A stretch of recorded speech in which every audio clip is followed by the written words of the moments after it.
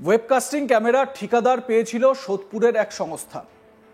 আইপ্যাকের সঙ্গে ভাইপোর ক্যামাক স্ট্রিটের অফিসের সঙ্গে লিঙ্ক করে কোন বুথে কখন ক্যামেরা বন্ধ থাকবে তারা সেই কাজ করেছে। 7 দফাতে দুপুর 2টো থেকে 4:30 পর্যন্ত ক্যামেরা বন্ধ ছিল। ডায়মন্ড হারবারের ভোটের দিনে ওয়েবকাস্টিংয়ের লিঙ্ক যাদবপুরের জ্যাকে গুঁজে দেওয়া হয়েছিল, অর্থাৎ অভিষেকের কেন্দ্রে ভোটে কারচুপি হয়েছে। তবে এই অভিযোগ আমরা করছি না, এই অভিযোগ করছেন শুভেন্দু অধিকারী। তিনি বলেন তার কাছে এই কারচুপি নিয়েও প্রমাণ রয়েছে, তিনি সেগুলো প্রকাশ করার কথাও জানিয়েছেন। ইসি ওই কোম্পানিকে ব্যান করেছিল, ওই সংস্থার 2.5 কোটি টাকা সিজ করেছে ইলেকশন কমিশন বলে জানান বিরোধী দলনেতা। শুভেন্দু অধিকারী কি বলেছেন শুনুন। ওয়েবকাস্টিং ক্যামেরার ঠিকাদারি পেয়েছিল সোদপুরের একটা এজেন্সি। আইপ্যাকের সঙ্গে ভাইপোর ক্যামাক স্ট্রিটের অফিসের সঙ্গে লিঙ্ক করে কোন কোন বুথে কখন ক্যামেরা বন্ধ রাখবে এই কাজ করেছে তারা। 7 দফাতে দুপুর 2টো থেকে 4:30 ক্যামেরা বন্ধ ছিল। 4 থেকে 5,000 করে বুথে, 7 দফায় 35,000 বুথে out of 80,000।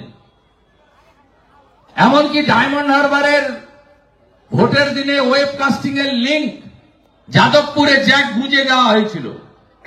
All document with me, I will publish. আমি যে কোনো দিন প্রকাশ করব। ইলেকশন কমিশন ওই লোকটাকে, ওই কোম্পানিকে ব্যান ডিক্লেয়ার করলো। ন্যাশনাল টেন্ডার করে পেশাদারি সংস্থাকে কালীগঞ্জ উপনির্বাচনের দায়িত্ব দিল ওয়েবকাস্টিং এ। তৃণমূলের ইকোসিস্টেম চিৎকার করতে লাগলো, এই গুজরাট থেকে সংস্থা এসে গেছে, গেল রব তুললো। কেন ক্যামেরায় তোমার কি? তুমি তো 200% কাজ করে দিয়েছ। বাড়িতে বাড়িতে চাকরি ভাতায় ভরে গেছে, চারিদিকে খুশির হাওয়া, ভর্তি কাজ করে দিয়েছি। 2.5 কোটি লোককে কাজ দিয়েছি, পার ক্যাপিটা রোজগার ডবল করে দিয়েছি, কৃষকের উৎপাদিত ফসলের মূল্য 3 গুণ করে দিয়েছি। এত মেডিকেল কলেজ, সুপার স্পেশালিটি। লাস্টে এসএসকেএম ছিল গরিবের জায়গা, সেখানেও এখন পেইং বেড 5,000 থেকে 15,000 টাকা ছাড়া বেড পাওয়া যাবে না। বেড তো এমনিই পেত না। কুমার সাহা, বাবলু সিং, মাথায় অরূপ বিশ্বাস কাঁচরা করে রেখেছে গোটাটা, কেউ জানে না। ডিএমরা সার্টিফিকেট দিয়েছেন ওয়েবকাস্টিং ক্যামেরা ঠিক আছে, আর ইলেকশন কমিশন ওই সংস্থার 2.5 কোটি টাকা ফ্রিজ করে দিয়েছে। শোকজ করেছিল, সিঙ্গেল বেঞ্চে গেছিল, মাননীয় বিচারপতি অমৃতা সিনহার বেঞ্চে। আউটলেট রিজেক্ট করে দিয়েছে, বলেছে election commission is doing good, যা করেছে ঠিক করেছে। ও বেটা গেছে ডিভিশন বেঞ্চে। 4 নভেম্বর ডেট আছে, তাই আমি বলতে পারছি না সবকিছু, দেখাতে পারছি না সবকিছু। এ তো সবে সকাল, এখনো দুপুর হয়নি। মাননীয় খালা, এবারে আপনি যা দেখবেন আপনি জীবনে কল্পনা করতে পারেন। অন্যদিকে এসআইআর নিয়ে ফের হুঁশিয়ারি দিয়েছেন বিরোধী দলনেতা। ভবানীপুরের মঞ্চ থেকে এই হুঁশিয়ারি দেন তিনি। তার অভিযোগ, এসআইআর কে এনআরসি বলে প্রচার করছে, ফের মানুষকে তাতাচ্ছে তৃণমূল। এসআইআর না হলে ভোট হবে না, ভোট না হলে রাজ্যে রাষ্ট্রপতি শাসন জারি হবে। শাসক দলকে আবারও হুঁশিয়ারি শুভেন্দুর, এতে লাভের লাভ কিছু হবে না। এতে করে রাজ্যের শাসক দল না গিলতে পারছে না ফেলতে পারছে। এই প্রথম সারির বিজেপি নেতার দাবি, এসআইআর হলে ভূতগুলো চলে যাবে। ম্যাপিংয়ে ভবানীপুরের অনেক ভুয়ো ভোটার বাদ গেছে, আরও যাবে। শুভেন্দু সাফ জানান, ঝুঁকনা মত, বাকিটা বুঝে নেব, মিথ্যা মামলা দিলে বিজেপি বুঝে নেবে। তো শুভেন্দু অধিকারী কি আশ্বাস দিয়েছেন দলীয় নেতাকর্মীদের শুনুন। এর পাল্লায় কেন পড়ছেন আপনারা? ঠিক একইভাবে এসআইআর কে এনআরসি বলে ভোট ব্যাংকের পলিটিক্স করছে, আবার তাঁতাচ্ছে। তাঁতান, আমরা তো মজা দেখছি। ভোটার লিস্ট না হলে ভোট হইব না, ভোট না হইলে সরকার হইব না, সরকার না হইলে 5ই মে 2026 রাষ্ট্রপতি শাসন হইয়া যাইব। কাউকে ডাক চিৎকার করতে হবে না। অতএব এ গলায় আটকে গেছে, না গিলতে পারছে না বের করতে। ভোটার লিস্ট করতে হবে, ভোট হবে না, রেজার নাম্বার, অটোমেটিক রাষ্ট্রপতি শাসন। আর এসআইআর করলে ভূত সব ভেঙে যাবে। এখানে 2,05,000 নেমে গেছে 86,000-এ ভবানীপুরে, ভাবতে পারছেন? ম্যাপিং এ আরো উঠবে 20-50,000। আমরা তো ভারতীয়দের নাম তুলব, আইন আছে তো, ভারতীয়রা যে কোনো এক জায়গায় নাম থাকবে, আমরা তো তুলব। এখানে যারা আছেন বাঙালি সবকে তুলব, যারা আছেন গুজরাটি মারোয়াড়ি যাদের নাম 2002 ছিল না, সব উঠবে না, নো প্রবলেম। মারনা মত, কাটনা মত, ঝুঁকনা মত, ঝুঁকনা মত, হারাবই হারাবই হারাবই।